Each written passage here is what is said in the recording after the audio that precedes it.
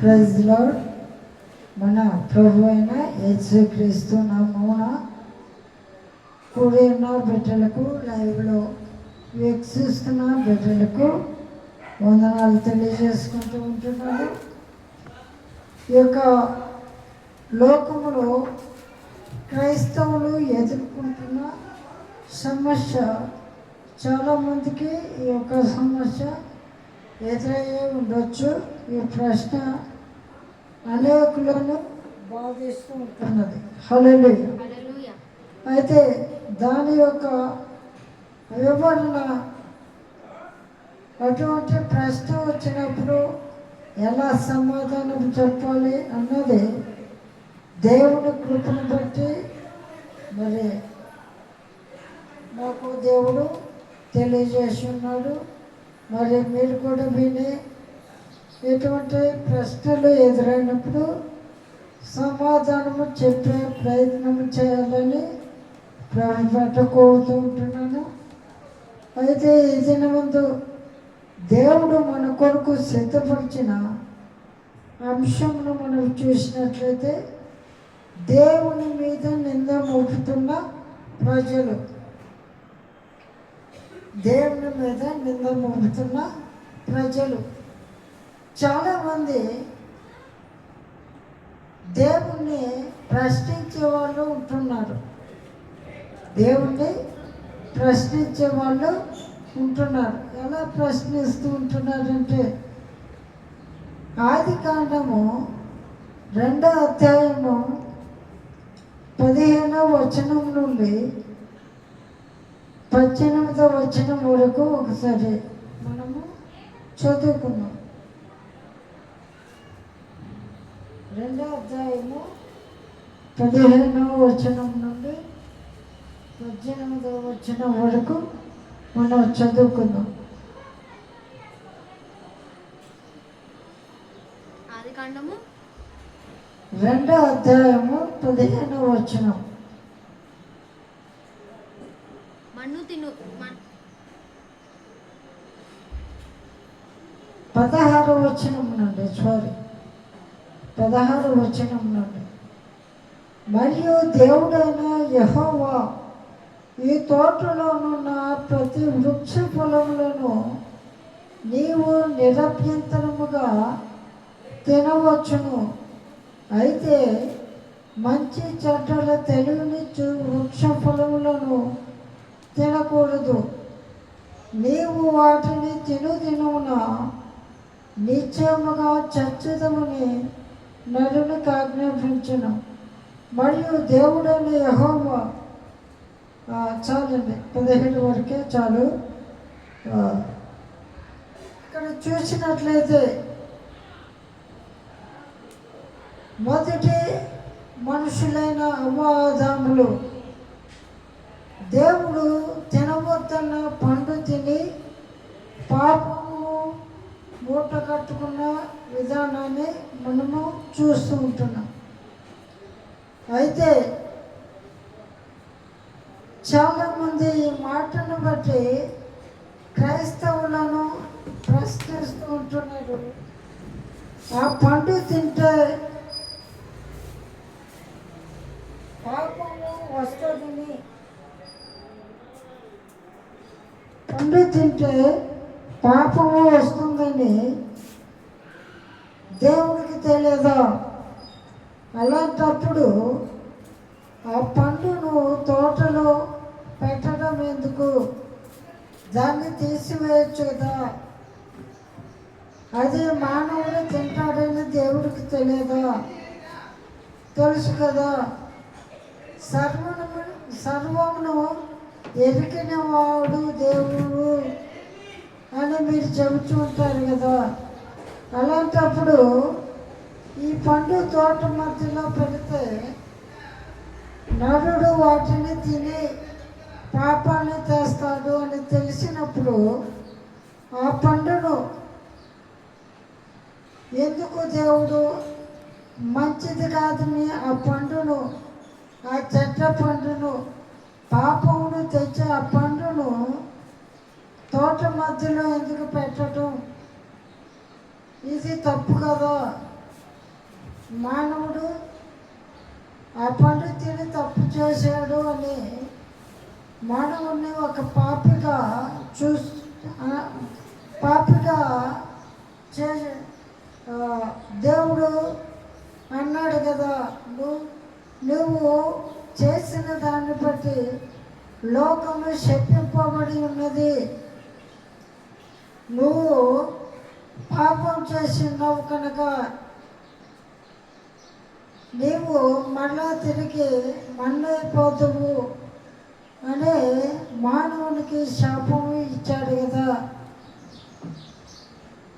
ఆ విధంగా శాపం ఇచ్చే బదులు ఆ చెత్త పండును అక్కడ ఉంచకపోతే బాగుంటుంది కదా. నరుడు ఆ పండు తినేవాడు కాదు, పాపము చేసేవాడు కాదు కదా అని ప్రశ్నిస్తూ ఉంటారు. అటువంటప్పుడు మనము చాలాసార్లు ఏమి చెప్పాలా అని చాలామంది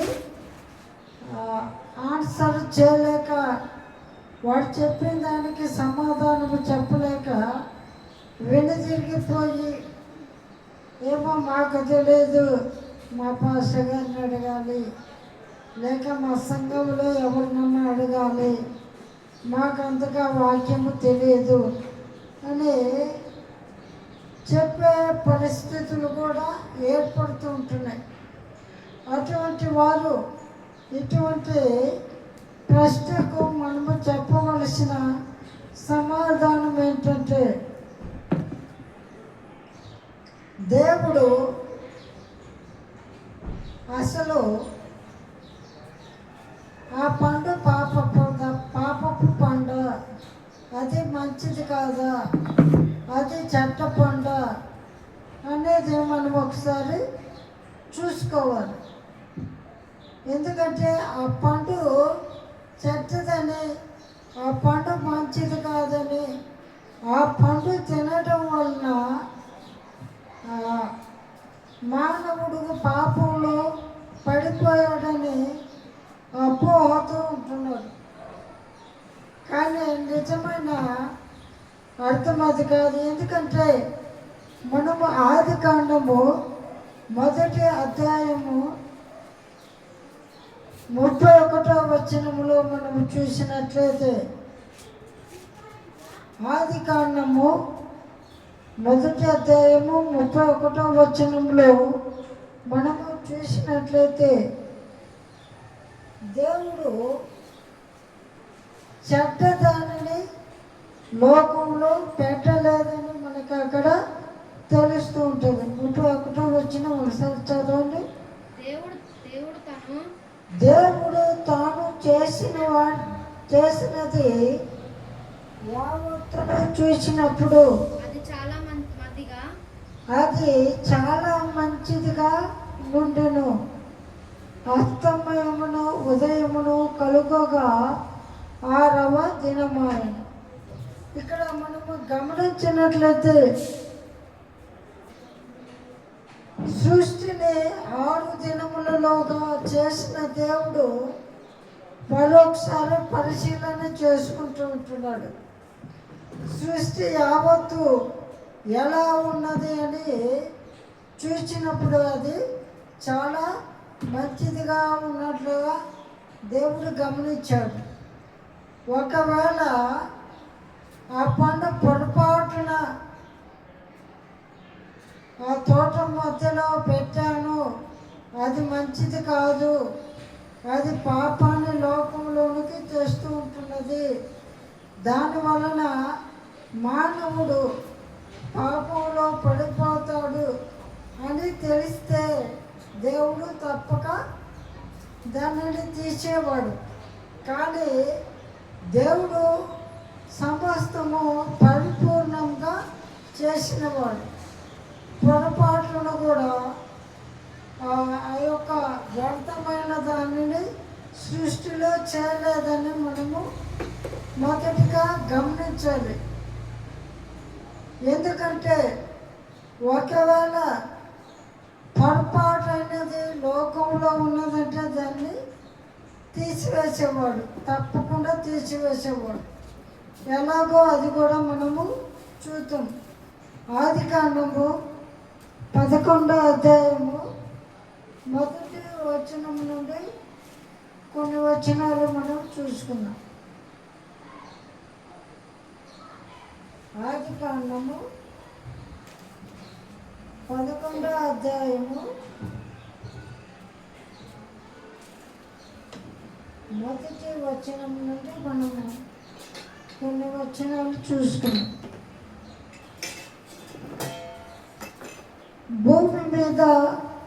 భూమి అన్నంతటా ఒక్క భాషయు ఒక్క పలుకును ఉండెను. వారు తూర్పున ప్రయాణమై పోచుండగా సీనారు దేశముందొక మైదానం వారికి కనబడెను. అక్కడ వారు నివసించి, మనము ఇటుకలు చేసి బాగుగా కాల్చుదము రండని ఒకరితో ఒకడు మాట్లాడుకునేది. రాళ్లకు ప్రతిగా ఇటుకలను, అడుసునకు ప్రతిగా మట్టి కీళ్ళను వాడుకుంటెను. మరియు వారు, మనము భూమి అందంతటా చెదరిపోకుండా ఒక పట్టణమును, ఆకాశం నుండి శిఖరంలో గల ఒక గోపురమును కట్టుకొని పేరు సంపాదించుకుందాము రండని మాట్లాడుకొనగా, యెహోవా నరుల కుమారులు కట్టిన పట్టణమును గోపురమును చూడదిగి వచ్చెను. అప్పుడు యెహోవా, ఇదిగో జనము ఒక్కటే, వారికందరికీ భాష ఒక్కటే, వారు ఈ పని ఆరంభించి ఉన్నారు. ఇక మీదట వారు చేయదలుచు ఏ పని అయినను చేయకుండా వారికి ఆటంకమేమీ ఉండదు. గనుక మనము దిగిపోయి వారిలో ఒకని మాట ఒకరికి తెలియకుండా అక్కడ వారి భాషను తారుమారు చేయదము రండని అనుకొనెను. అలాగే యెహోవా అక్కడ నుండి భూమి అంతటా వారిని చెదరను కొట్టును. కనుక వారు ఆ పట్టణమును కట్టుట మానేది. ఈ మాటను మనము జాగ్రత్తగా గమనించినట్లయితే వారు ఎటు చెదరిపోకుండా ఒకే చోట కలిసి ఉండాలని, వారు విడిపోకూడదని, వారందరూ కూడా ఒకే స్థలం ముందు ఒకే చోట ఉండాలని ఒక పెద్ద గోపురమును, అది ఎంత పెద్ద గోపురం అంటే ఆకాశం నుండి ఒక శిబిరమును తలచి ఉన్నారు. కట్టడానికి ప్రయత్నం చేస్తున్నారు. కట్టడాలు కూడా ప్రారంభించి ఉన్నారు. వారికి ఇటుకలకు బదులుగా మట్టికీలు ఉన్నట్లు, అడుసునకు ప్రతిగా ఇటుకలకు ప్రతిగా అడుసును, రాళ్లకు ప్రతిగా ఇటుకలను, అడుసునకు ప్రతిగా మట్టికీళ్ళను ఉన్నాయన్నట్లుగా బైబిల్ గ్రంథంలో మనం చూస్తూ ఉంటున్నాం. ఆ విధముగా వారందరూ ఒక పెద్ద గోపురమును ఒకే చోట వారందరూ కూడా లైఫ్ లాంగ్ విడిపోకుండా అందరూ కలిసి ఉండాలని వారు ఒక పెద్ద గోపురమును కట్టుకుంటున్నట్లుగా మనము చూస్తూ ఉంటున్నాం. అటువంటిప్పుడు దేవుడు ఆకాశమందు పరలోకములో నుండి వారి యొక్క పనులను చూస్తూ ఉంటున్నాడు. ఎందుకంటే ఆయన సర్వంతర్యామి. ఆయన కన్నులు భూమి అందంతటా సంచారం చేయుచున్నామని సొలొమోను భక్తుడు సామెతల గ్రంథంలో తెలియజేస్తూ ఉంటున్నాడు. అయితే అటువంటి కను దృష్టి కలిగిన సర్వ సృష్టికర్త అయిన దేవుడు వారు చేస్తున్న దానిని చూసి వారు ఈ పని ఆరంభించి ఉన్నారు.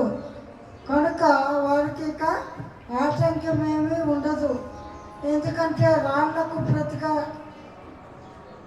ఇటుకలు ఉన్నాయి, అడుసునకు ప్రతిగా మట్టి తీలు వారికి ఉంది కాబట్టి వారికి ఇంకా ఏ ఆటంకము లేదు. వారు చేయదలిచినది సంపూర్ణంగా చేస్తారని చెప్పి వచ్చి ఆ పట్టణము కట్టకుండా వారికి ఒకరి భాష ఒకరికి అర్థం కాకుండా తారుమారు చేసి భాషలు డివైడ్ చేసి వారిలో ఒకరి మాట ఒకరికి అర్థం కాకుండా చేసి పలు దేశాలకు చెదరగొట్టినట్లుగా మనము చూస్తూ ఉంటున్నాం. ఇక్కడ కూడా మనము చూసినట్లయితే కీర్తన గ్రంథము 123 కీర్తన 133 కీర్తనలో దేవుడు సెలవిస్తూ ఉంటున్నాడు, సహోదరులు ఐక్యత కలిగి నివసించుట ఎంత మేలు ఎంత మనోహరము అని దేవుడే చెబుతున్నాడు కదా. అలాంటప్పుడు ఇక్కడ మనము చెదిరిపోకుండా ఉండటానికి ఒక గోపురమును కట్టుకుందామని వారు కట్టుకుంటున్న ఆ యొక్క పని, వారు చేస్తున్న పని మంచిదే కదా. అక్కడ దేవుడు ఎందుకు వారి భాషను తారుమారు చేసి వారి పని సంపూర్ణంగా చేయకుండా ఆటంకం కలిగించాడు ఎందుకు అని మనము అనుకోవచ్చు. దాన్ని కూడా బైబిల్ గ్రంథము చెబుతున్న చక్కని మాటను మనము చూసినట్లయితే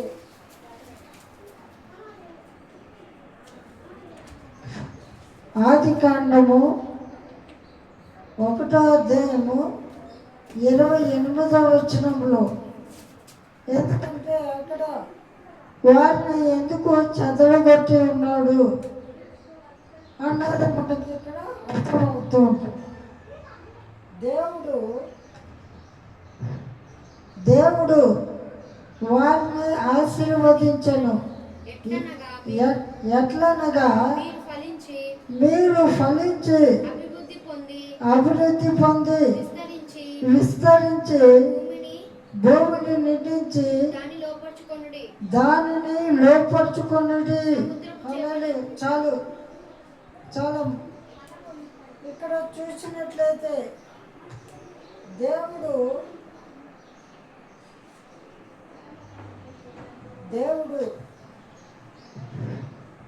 మానవులను ఆశీర్వదిస్తూ ఉంటున్నాడు. ఏ విధంగా ఆశీర్వదిస్తున్నాడు?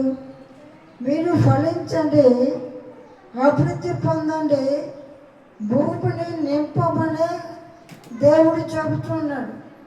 కానీ బాబెల్ గోపురమును 11వ అధ్యాయంలో మనం చూసినట్లుగా ఆకాశము నంటూ శిఖరమును కట్టుచున్న వారు దేవునికి విరోధమైన పని చేస్తూ ఉంటున్నారు.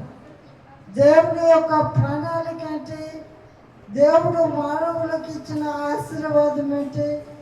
మీరు ఫలించి అభివృద్ధి పొందండి, భూమిని నింపమని చెబుతుంటే అక్కడ దేవుని మాటకు విరోధముగా మనం ఎక్కడికి వెళ్ళదు, మనందరం కూడా ఒకే స్థలం ఉండాలి అని చెప్పి ఆకాశమునకంటూ గోపురమును కడుతున్నారట.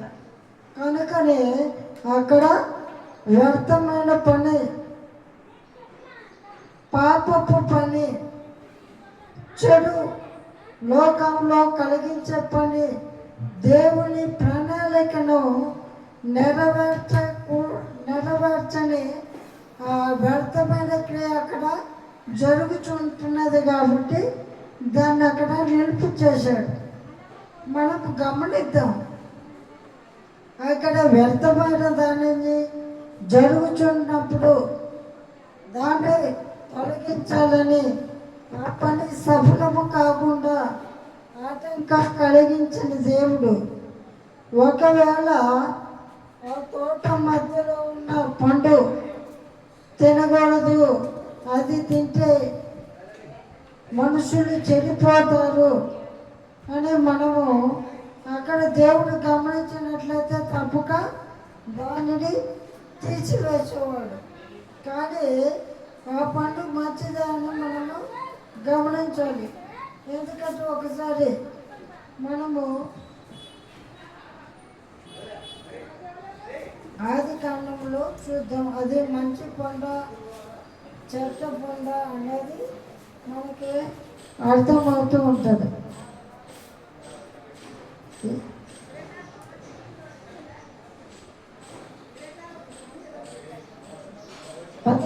వచనంలో అయితే మంచి చెట్టల తెలివినిచ్చు వృక్ష ఫలములను తినకూడదు. ఇక్కడ మనము జాగ్రత్తగా గమనించినట్లయితే ఆ పండుగకున్న గుణం ఏంటంటే మంచి చెడులను తెలియజేసే తెలివిని ఇస్తుంది. మంచి చెడులు తెలుసుకోవడం మంచిదా చెడ్డదా?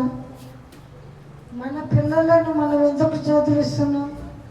వాడు మంచి జ్ఞానవంతులు అవ్వాలని, ఉన్నతమైన ఉద్యోగాలు చేయాలని, వాడికి ఏ కష్టం రాకూడదని వాడిని చదివిస్తూ ఉంటాం. అటువంటప్పుడు ఈ పండు పెట్టడం తప్పు కాదు కదా.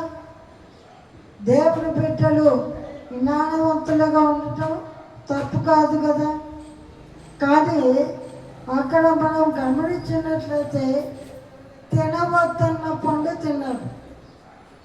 ఆజ్ఞను అతిక్రమించారు కాబట్టి పాపం వచ్చింది. కానీ ఆ పండు తినటం వల్ల తప్పు లోకంలోనికి రావలేదని మనము గమనించాలి. ఎందుకంటే న్యాయాధిపతుల గ్రంథంలో కూడా మనం చూస్తూ ఉంటాం. సంసోను దేవుడు ప్రత్యేకమైన పుట్టుక అతనికి ఇచ్చాడు.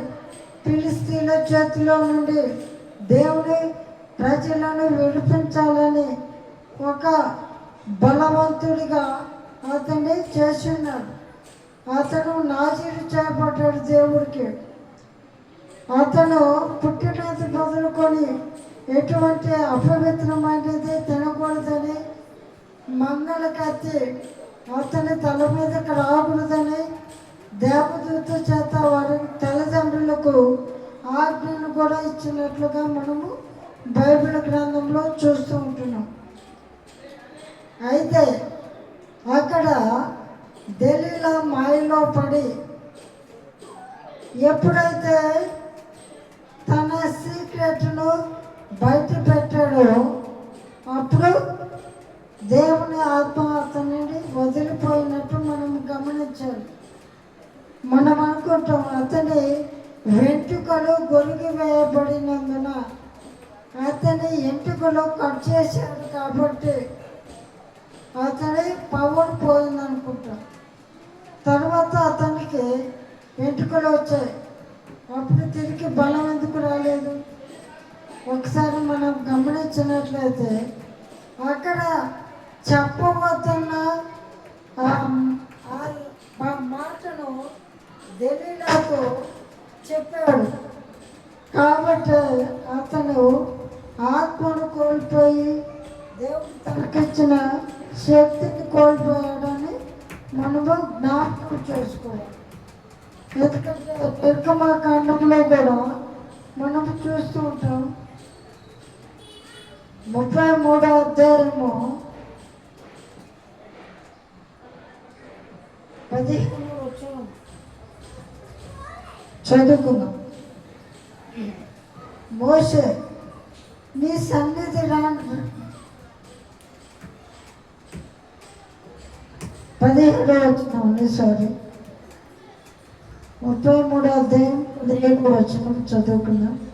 కాగా యెహోవా నీవు చెప్పిన మాట చొప్పున చేసేదను, నీ మీద నాకు కటాక్షము కలిగినది, నీ పేరును బట్టి నిన్ను వెలుగుతున్నని మోషేతో చెప్పగా అతడు దయచేసి నీ మహిమను నాకు చూపమనగా ఆయన నా మంచితనమంతో నీ ఎదుట కనపరచదును, యెహోవా అను నామమును బట్టి నీ ఎదుట ప్రకటించదును. యెహోవా అను నా నామమును నీ ఎదుట ప్రకటించదును. నేను కరుణించువాని కరుణించదును. ఎవరి యందు కనికర పడుతున్నో వాని యందు కనికర పడుతున్నాను. ఇక్కడ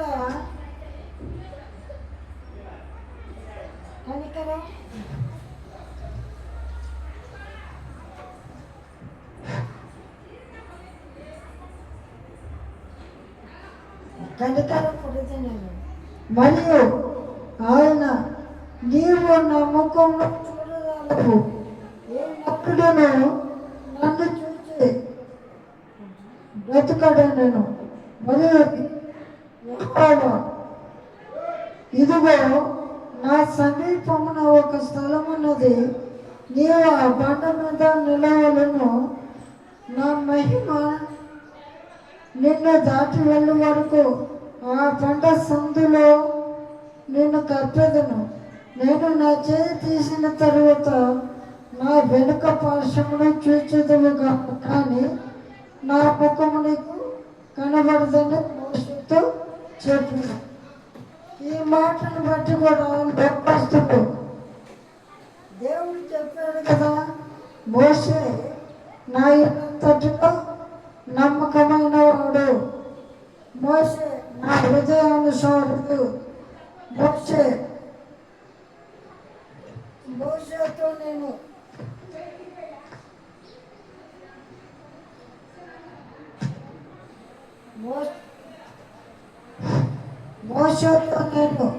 ముఖాముఖిగా మాట్లాడతాను అని చెప్పినట్లుగా మనం చూస్తూ ఉంటున్నాం. అటువంటి నమ్మకమైన హృదయానుసారుడైన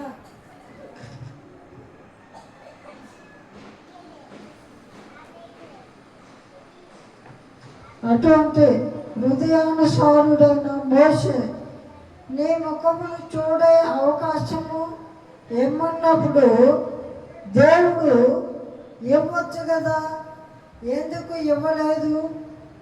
అతడు హృదయానుసారుడని నమ్మకమైన వాడని గొప్ప సాక్ష్యం చెప్పినప్పుడు అతడు తప్పు ఏమి కోరుకోలేదు, ఆస్తి ఐశ్వర్యాలు ఏమి కోరుకోలేదు కదా. మోషే కోరిక దేవుడు ఎందుకు తీర్చలేడు, తీర్చవచ్చు కదా అని మనము ప్రశ్నిస్తూ ఉంటాం. అలాగే ఒకవేళ ఆయన కోరిక తీర్చి ఆ దేవుని ముఖాన్ని మోషేకు చూపించి మోషే చనిపోతే దేవుడికి తెలియదా? నా ముఖం చూస్తే ఎవరు బతకడని దేవుడికి తెలియదా? అలాంటప్పుడు మోషేకు ముఖం ఎందుకు చూపించాడు అని మాట్లాడుతూ ఉంటాడు. అందుకే మత్తయి సువార్త